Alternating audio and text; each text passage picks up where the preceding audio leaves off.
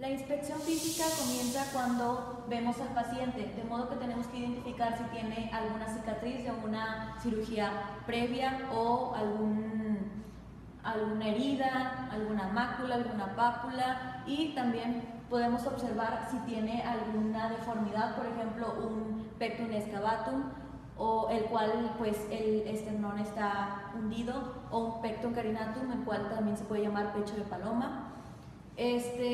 También identificamos los movimientos respiratorios, si son normales, que son de 12 a 20 respiraciones por minuto, o si tiene alguna alteración, por ejemplo, la respiración de Kussmaul. Palpación. Es importante que se realice con la mano desnuda. El tórax tiene que estar completamente desnudo, tiene que haber una buena iluminación, un silencio en la habitación para que podamos escuchar bien, y el paciente decúbito supino.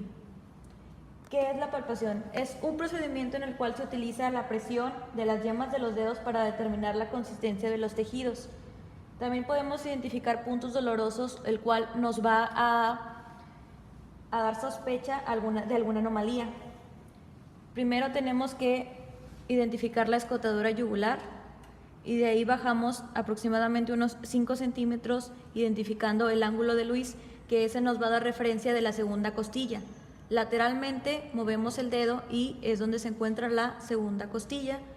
Bajamos y encontraremos el espacio intercostal. Uno de los puntos más importantes de la exploración física es la percusión, donde nos ayuda a escuchar los ruidos de la caja torácica. Uno de estos es resonante, matidez y timpánico.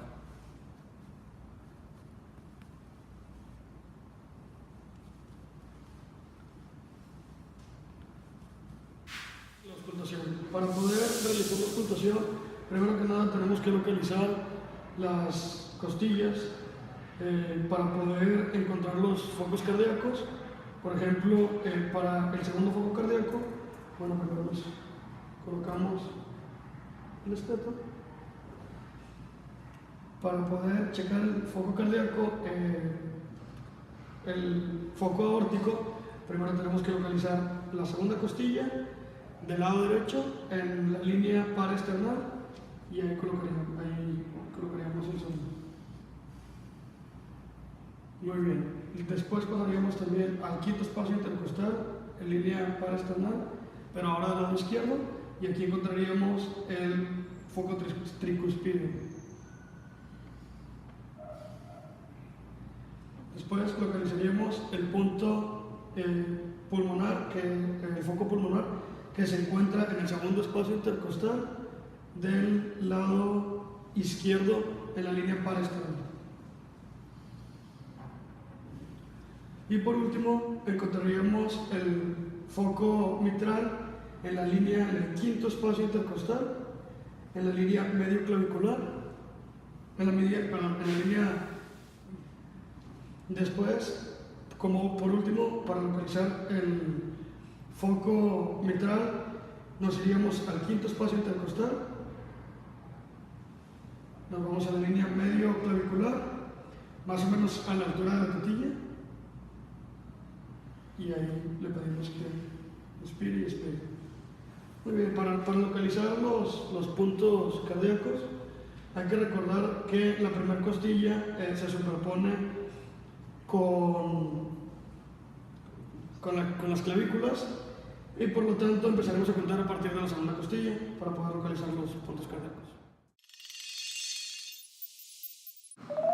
El electrocardiograma es el registro externo de las variaciones de potencial que se generan en el corazón durante el ciclo cardíaco, gracias a que los órganos y tejidos intratorácicos permiten una adecuada conductividad eléctrica. El ciclo cardíaco tiene 3 fases: despolarización, repolarización y estado de reposo. Onda P se produce por la despolarización de ambas aurículas. Intervalo PR o PQ abarca desde el inicio de la onda P hasta el inicio del complejo QRS. Complejo QRS refleja la activación de ambos ventrículos. Segmento ST refleja la repolarización lenta y abarca desde el final del QRS hasta el inicio de la onda T. Onda T corresponde a la fase de repolarización celular y se refleja en forma de una onda positiva en todas las derivaciones excepto en AVR, que es negativa. Intervalo QT. Refleja el tiempo total de activación y repolarización de los ventrículos y abarca desde el inicio del complejo QRS hasta el final de la onda T. Frecuencia cardíaca. Número de latidos que suceden en un minuto. La proporción más frecuente para medir la frecuencia cardíaca son las contracciones ventriculares, que es el complejo QRS. Pero no es el único parámetro. También se pueden medir las ondas P, que son las contracciones auriculares. A continuación, el método de medición para la frecuencia cardíaca. Se toma un trozo de electrocardiograma por un minuto y se cuentan todos los complejos QRS en un minuto, regular o irregular. 1500 entre los cuadros pequeños entre dos complejos. Para ritmos irregulares se miden todos los complejos QRS en 6 segundos, 30 cuadros grandes y se multiplica por 10. Después de la frecuencia cardíaca podemos observar lo que es el ritmo. Lo normal es un ritmo sinusal. Si se obtiene esto en un electrocardiograma, quiere decir que el ritmo de nuestro paciente está normal. Si no se tiene un ritmo sinusal, pueden presentar estas siguientes 3 patologías, que es una taquicardia ventricular, fibrilación auricular y ventricular. A continuación se explicará cada una de ellas.